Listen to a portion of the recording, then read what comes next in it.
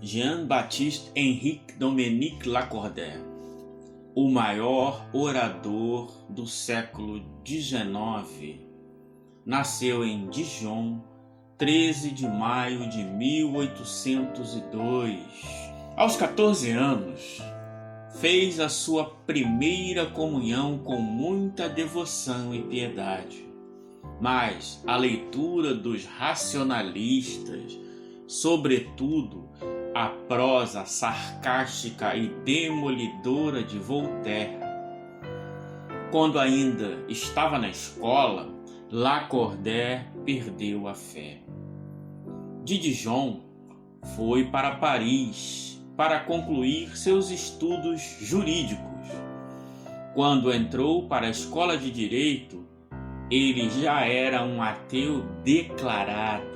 Seus primeiros trabalhos atraíram a atenção do grande Berryer, que previu para ele uma carreira de sucesso como advogado.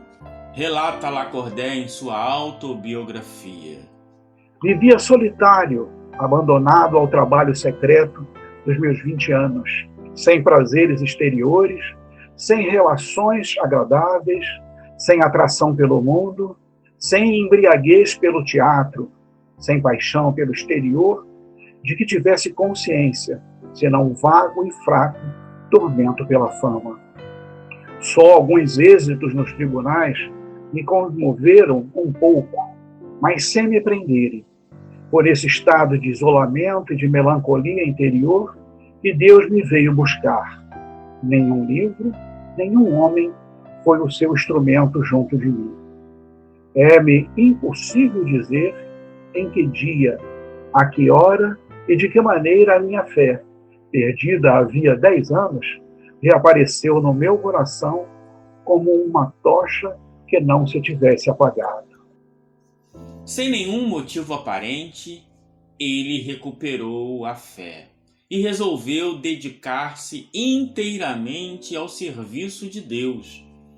A sua vocação foi recebida pela família com incredulidade, ceticismo e até sarcasmo. Ele entrou no seminário em 12 de maio de 1824. O arcebispo tardava a ordená-lo, talvez porque o achasse demasiado brilhante e independente. Lacordaire tomou algumas iniciativas para entrar para a Companhia de Jesus. Então, o arcebispo adiantou-se e ordenou na capela particular, mas a seguir escondeu-o no Mosteiro da Visitação como capelão em 1827. Nessa época, a religião católica deixava de ser a religião do Estado para ser a religião da maioria dos franceses. Mas os bispos, o clero, continuava a receber do Estado. Esse trabalho de capelão foi pouco para seu gosto. Assim, quando o Monsenhor Dubois, bispo de Nova York, visitou Paris em 1829 em busca de padres para sua diocese, encontrou um voluntário pronto no jovem abade Lacordaire. Mas surgiu uma oportunidade de contribuir em um jornal novo, L'Avenir. Lacordaire aceitou de bom grado a oferta e abandonou sua jornada proposta para a América. Ele e Montalembert, que conheceu no escritório de L'Avenir, foram os principais colaboradores deste jornal, sob a direção de Lamennais. Montalembert, discípulo fervoroso de Lamennais, e que seria seu grande amigo e companheiro de luta pelos mesmos ideais, com perfeita noção da crescente importância da opinião pública na vida social e dos instrumentos eficazes para o debate de ideias que eram a imprensa e a publicidade, escrevia juntamente com outros colaboradores, sobretudo Lamennais e Montalembert, em estilo vibrante e contundente sobre os problemas que, na sua opinião, magoavam a Igreja. O ensino deles era fortemente ultramontano, isto é, focava toda a autoridade ao Papa, à Igreja. Nos 16 primeiros números, o artigo principal, em 7 ocasiões, era da caneta de Lacordaire. Ele não escreveu sobre assuntos abstratos. Sua linha era levar algum evento do dia a dia, algum insulto à religião, algum incidente marcante na ação dos católicos em outros países. Ele possuía, em um grau notável, as qualidades de um grande jornalista: clareza, força, brilhantismo, o poder de discutir os tópicos mais graves do dia em pouco tempo, em espaço limitado e de uma maneira adaptada à inteligência geral. Realistas e liberais foram assaltados com o poder e a ferocidade nunca antes exercidos na causa da religião.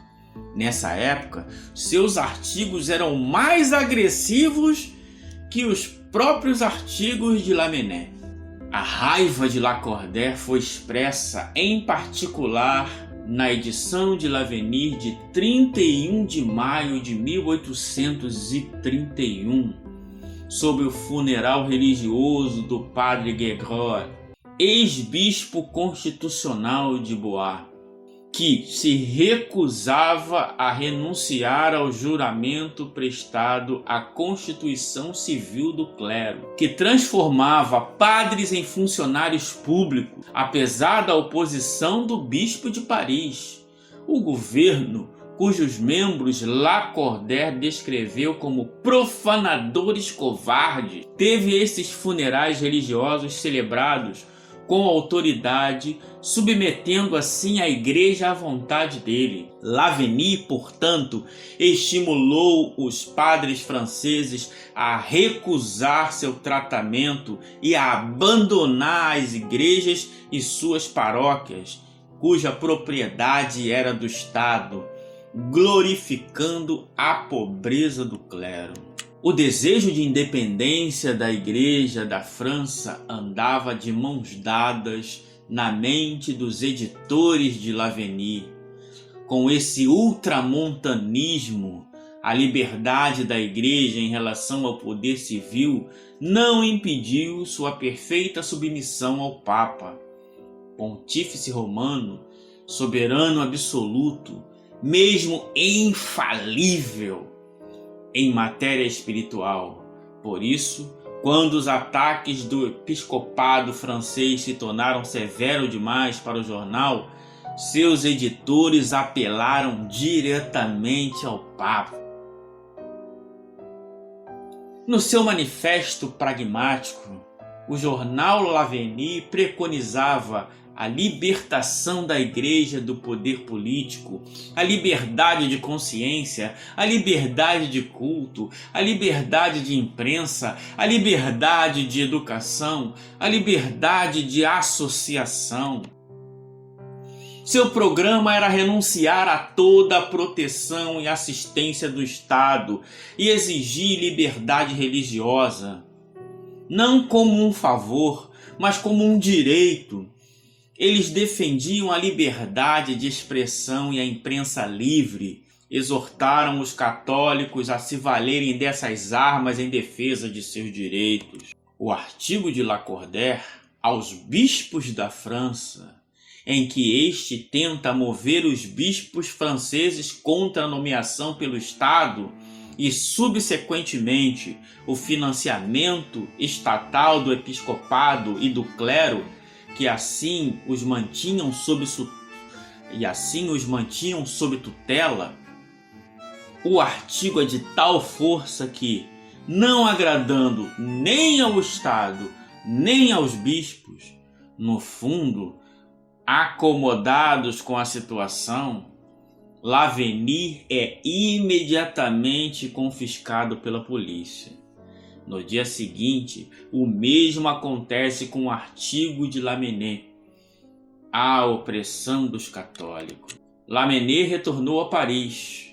A imprensa não estava mais aberta a eles, então decidiu se dedicar a tarefas religiosas. Estas foram assistidas por alguns dos principais homens do dia, mas logo foram denunciados devido às opiniões liberais expressas. O arcebispo interveio e insistiu que as palestras fossem submetidas previamente a censores. Lacordaire, quando escreve, baseia-se sempre na lei fundamental, que é o direito à liberdade, para combater as leis extraordinárias e as leis injustas. Mas não é só escrever, é importante, é preciso também agir. A discussão sobre a liberdade de ensino acompanha Lacordaire e Montalembert. Com a ação concreta, num gesto provocatório, fundam um apartamento, uma escola livre com grande propaganda no jornal e discursos inflamados na inauguração. A polícia fecha imediatamente a escola e os dois vão a tribunal por desrespeito às leis do Estado. Foi julgado pela Câmara dos Pares, o que deu a este acontecimento mais realce ainda. Lacordaire escreveu-se no foro e fez sua própria defesa num discurso memorável. Lavenir é condenado a uma multa que é rapidamente paga através de um peditório relâmpago lançado por Lacordaire entre os assinantes e amigos do jornal.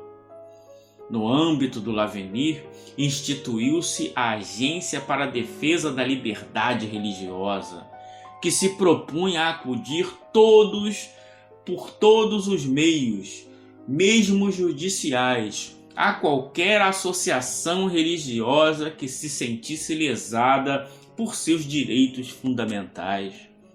Em 1831, Lavenir concentrou-se nessa causa principal, atacando violentamente em suas colunas o ministro da Instrução Pública e Culto. Entre os editores, os principais defensores da liberdade de educação foram Lacordaire e Montalembert, ex-alunos de escolas públicas franceses e da universidade. Este tema foi defendido desde a fundação do título Manifesto do Futuro, que afirma: todos esses acontecimentos e, sobretudo, as defesas jurídicas de Lacordaire são publicadas em pequenos folhetos, em milhares de exemplares e espalhados por toda a França, o que, com a ação conjunta do jornal, mantém a opinião pública bem informado. Pedimos liberdade de educação, porque é da lei natural e, por assim dizer, a primeira liberdade da família, porque não há liberdade religiosa, nem liberdade de opinião sem ela. Como é do gosto de Lacordaire. Lacordaire insistiu, argumentou, exigiu, convenceu Lamennais e Montalembert a irem os três a Roma apresentar ao próprio Papa as suas teses e obter dele a aprovação. E no último número de Lavenir, cometeram um equívoco. Anunciaram pomposamente aquela missão. Atrevimento? suficiência, ingenuidade. Estavam convencidos de que o Papa os apoiaria contra o governo, contra a grande parte da opinião pública, contra os próprios bispos. O arcebispo, Monsieur Quélin, tinha-os prevenido quando os recebeu antes da partida para Roma. Se tivessem intencionados ir a Roma sem barulho para se esclarecerem sobre o valor das vossas doutrinas, a coisa seria simples e sem inconvenientes, mas anunciaram solenemente a viagem e a intenção e ficaram numa situação deplorável. O Papa Gregório XVI recebeu-os com muita simpatia. Ficaram alojados nos melhores lugares, mas a resposta não chegava. Passaram dias, passaram semanas, passaram meses e a resposta não chegava. E quando a resposta chegou, era a encíclica Mirarivus, em que, entre outras, eram condenadas as teses defendidas pelo jornal L'Avenir, como a separação da Igreja e do Estado, como a liberdade de imprensa. Lacordaire e Montalembert aceitaram a encíclica, mas Lamennais saiu da igreja. Quando o jornal foi condenado pelos bispos da França, Lacordaire foi o primeiro a reconhecer que a sua causa estava perdida e que eles deveriam se curvar à decisão do pontífice. Então ele deixou Roma imediatamente, no dia 15 de março de 1832, embora Lamennais e Montalembert permanecesse por mais alguns meses. A partir desse momento, a relação entre os dois estremeceu.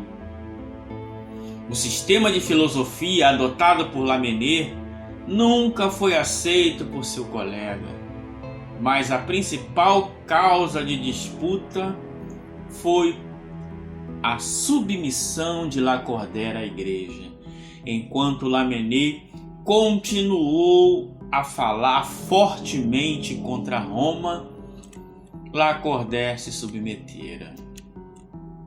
Lacordaire passa a pregar aos alunos todos os domingos durante meses. O êxito era enorme, extravasou os muros do colégio e estava a esvaziar Notre-Dame. Logo, na quinta conferência, os alunos mais novos tiveram que ceder o lugar a um público que ocorria para aquela capela. Chateaubriand, Lamartine, Victor Hugo e muitos outros encontravam-se entre os devotos e curiosos que queriam ouvir aquele fenômeno de oração. Mas o caso L'Avenir não estava ainda terminado. Lamennais, ainda ressentido contra a igreja, publica Palavras de um Crente, que Lacordaire responde em um artigo, Considerações sobre a filosofia de Lamennais, em que torna mais uma vez claro e evidente a ruptura irrevogável com o eminente escritor. Lacordaire tinha essas mudanças súbitas e, de uma hora para outra, decidiu entrar para a ordem dominicana, que causou assombro a todos. Como? Dominicano? Grandes inquisidores? Lacordaire, que vivia na liberdade? Mas o nome... Quando Lacordaire se debruçou sobre o estudo da Inquisição, tentou fazer compreender que a Inquisição estava dentro da mentalidade de seu tempo, mas, sobretudo, o objetivo era separar a Inquisição de São Domingos, o mais afável de todos os homens, segundo Lacordaire. Em 1840, já dominicano, quando pregou na igreja de São Luís dos Franceses em Roma, um diplomata alemão que ouviu falou assim na saída: isso não é pregar a ressurreição, mas a insurreição. Tal era a intensidade, a expressão do olhar, que ao mesmo tempo doce e furioso, deixa adivinhar o que seria o poder persuasivo, quase encantatório de seu discurso. O êxito dessa pregação e de tantas outras ganha cada vez maiores proporções, sem nunca esmorecer durante todo o tempo em que ele pregou. Em cada domingo, a catedral se enchia e o nome do pregador tornou-se célebre por toda a França. Durante a semana, estava disposto a receber quem quisesse procurar numa evangelização direta, pessoa a pessoa. De repente, apesar da glória e de renome, numa daquelas decisões súbitas características de sua personalidade, Lacordaire despede-se do seu auditório, entra numa nova fase de silêncio e estudo. Sua mãe tinha morrido. Ele segue para Roma, onde se instala por tempo indeterminado para estudar teologia. Gregório XVI recebe-o com muita alegria, lembra dele e dos tempos de Laveni. Lacordaire traz uma carta do seu arcebispo para o secretário de Estado, o cardeal Lambruschini. Os jesuítas o acolhem com apreço. Tudo está bem, sem nuvens. Habituado não só a admiradores, mas a detratores, não só a ser elogiado, mas a invejado, ser caluniado, a ser maltratado, ali em Roma não sente hostilidade em ninguém, nem há ninguém a apontar-lhe o dedo, descobrindo-lhe os erros e as heresias. Convive com os franceses residentes em Roma, apresenta e oferece ao Papa um livro de autoria de Montalembert, Santa Isabel de Hungria. O tempo vai passando e curando. É-lhe oferecida a capela de São Luís dos Franceses, que lhe daria possibilidades financeiras para ficar em Roma o tempo que ele desejasse, mas ele recusou. Já antes tinha recusado muitos convites dos bispos belgas para ensinar direito na ressuscitada Universidade de Louvain. Só aceita cátedras para pregar sobre Jesus. Daqui em diante, não posso aspirar senão conhecer melhor e a melhor servir Jesus Cristo na posição que me deu sua providência. Em sua fidelidade à Igreja e a Roma, ele condenou o orgulho de Lamennais, acusou Lamennais de protestantismo, acusou Lamennais de querer colocar a autoridade da raça humana acima da autoridade da Igreja. Sua fama de grande pregador era muito grande. Os bispos sempre pedindo para ele pregar nas suas sedes, nas suas dioceses, que lhe dava a ilusão libertadora de que já não desconfiava dele. Aquela estadia em Roma acalmou o ambiente. Entretanto, Lamennais não se calava. Ainda nos seus ataques à Igreja, com o livro Afazeres de Roma, torna pública a sua versão da triste viagem a Roma em 1831. Os 3 jornalistas de Laveni, peregrinos de Deus e da liberdade. Nesse contexto, Lamennais profetiza o fim do papado, numa renúncia clara à igreja e aderindo a um futuro cristianismo não mais interpretada por Roma, mas pela raça humana. Lacordaire escreveu uma resposta imediata, mas, a pedido do arcebispo, adia a publicação para não dar publicidade ao livro de Lamennais. Assim, Lacordaire aguarda 1 ano para publicar o seu artigo, mas fez questão de retirar todas as referências a Lamennais. Então, em 1837, ele publica o artigo Cartas sobre a Santa Sé. A forma de pregar de Lacordaire é totalmente diferente de seu tempo. Não havia texto de abertura ou oração, nem primeiro, segundo, nem terceiro, sem pausa entre as divisões. Depois de uma pequena introdução indicando o assunto a ser tratado, ele mergulhava imediatamente no tema e deixava seu assunto crescer sobre os seus ouvintes. Sua voz, débil no início, crescia gradualmente em volume até tocar no vasto cofre da catedral, às vezes explodindo num grito que emocionava os corações mais difíceis. Seus gestos eram graciosos e cheios de vigor. Seus olhos escuros brilhavam no fogo que queimava dentro dele. Suas palavras eram escolhidas no momento, chegando livremente aos lábios após cuidadosa preparação do assunto e das principais linhas de seu discurso. De fato, suas passagens mais brilhantes foram inspiradas por um movimento entre a audiência e alguma emoção repentina dentro de si, podendo entender o estado de prostração produzido por essa entrega, quando seus esforços árduos tendiam a um grande desgaste físico.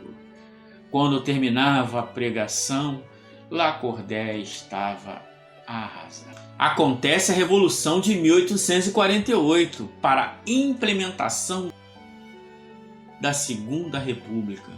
Como não há perseguições antirreligiosas, como tinha acontecido em 1830, Lacordaire fica logo entusiasmado e o incorrigível jornalista lança com Ozanam o jornal A Era Nova.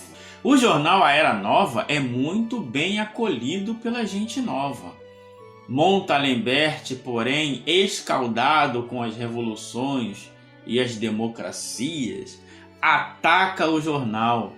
Com ele, ataca também Lacordaire, em fortes artigos publicados com o nome de O Amigo da Religião. Lacordaire fica muito magoado. Lamennais e Lacordaire foram eleitos para a Assembleia Constituinte.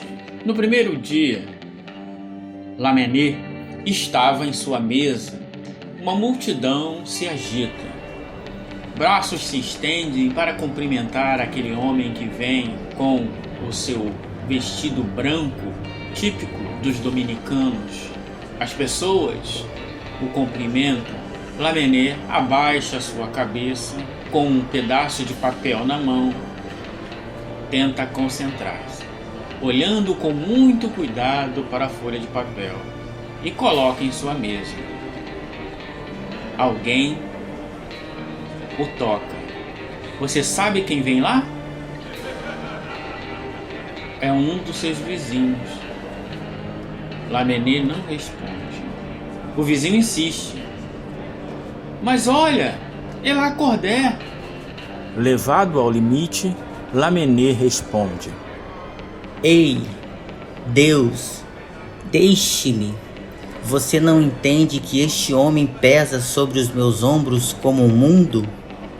Ele não se atreveu a olhar. Lacordaire passa por ele, sobe, sem se cumprimentarem, sem se olharem. Lacordaire senta na extrema esquerda. Nessa época, o local onde cada político sentava tinha a ver com a ideologia que ele abraçava. Aqueles que eram conservadores sentavam na direita. Aqueles que eram a favor dos pobres, dos perseguidos, sentavam à esquerda. E os que eram um pouco de cada coisa sentavam no centro. Daí veio a expressão esquerda e direita. Certo dia, Lamennais tomou a palavra na Assembleia. Depois de algumas palavras, ele diz: Quando eu era padre, eis que uma voz se levanta e diz: Ainda é. Era Lacordaire. E todos riem e se divertem. É verdade que o jornal se torna muito radical e socialista. Deixa de ter o apoio e desaparece. O espetáculo da democracia em ação esgota-se e o ingênuo Lacordaire, que acaba por abandonar a Assembleia no fim de 15 dias, por causa do tumulto causado pelos operários que invadiram a Assembleia Nacional. Lacordaire explica o motivo de abandonar a Assembleia Constituinte desta maneira. Na Revolução de 1848, considerei um ato de alta justiça. Eu pensei que o teste da forma republicana era possível na França em melhores condições do que em 1792. Aceitei sinceramente este teste. Foi com esse mesmo pensamento que entrei na Assembleia Nacional e me sentei na extrema esquerda, para imediatamente dar um sinal de minha adesão ao tipo de governo que a força das coisas veio impor à França. 15 de maio abalou minhas esperanças. Ele me revelou projetos e paixões que estavam fadadas a levar à guerra civil, a uma luta profunda, inevitável e amarga, na qual a extrema-esquerda desempenharia um papel pelo qual eu não queria que o mundo assumisse a responsabilidade.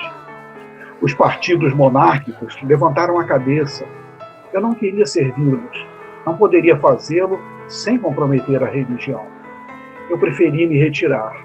Em 1849, o novo arcebispo de Paris, Monsenhor Ciboure, oferece parte do antigo convento das Carmelitas por 10 anos sob a condição de manter o culto na igreja e de os padres ajudarem nas funções apostólicas da diocese. A ordem de dominicanos na França tem uma nova polarização.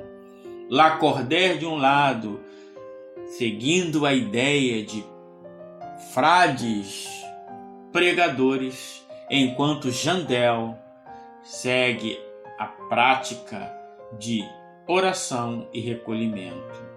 Então, as ideias ficam divididas. No ano de 1858, em um comboio, encontra por acaso seu velho amigo Montalembert. Esses dois fazem as pazes. Quando adoece gravemente, Montalembert vai visitá-lo. Lacordaire pede que Montalembert dite suas memórias e ele aceita. Este é o último escrito em que conta sua vida e o restabelecimento da ordem dominicana na França, omitindo o último capítulo para não falar dos problemas com o padre Jandel. Depois da morte de seu amigo, em novembro de 1861, Montalembert publica um manuscrito sob o título Testamento de Lacordaire. Sua paixão pelo mundo, pela sociedade, pelos homens, o pressionou a uma busca incessante de soluções para resolver as dificuldades dos homens, uns com os outros, nas relações de convívio e de poder, e só encontra suas soluções através da liberdade vivida e consentida, através da ação livre numa sociedade livre. O valor social da igreja como educadora é para ele luminoso e inegável, e nele gera uma fé inquebrantável, um otimismo incansável e generoso, envolto em inocência, quase infantil e sustentado por um gosto juvenil da provocação.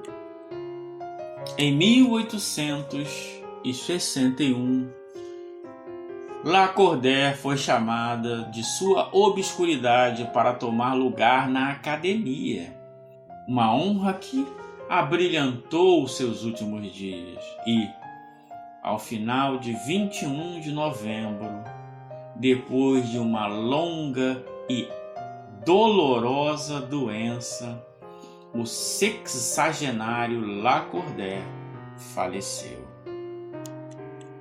Lacordaire foi um grande correspondente. O número de cartas até hoje encontrados ultrapassa 7.600 cartas para mais de 900 destinatários, e alguns dos seus mais íntimos correspondentes, como Montalembert. Nas cartas vemos a amizade, a afeição e por vezes a cólera, a angústia, confidências, conselhos. Por elas passa ele todo e é absolutamente fascinante, como dizia Mademoiselle Suitienne. Só pelas cartas é que vão conhecê-lo.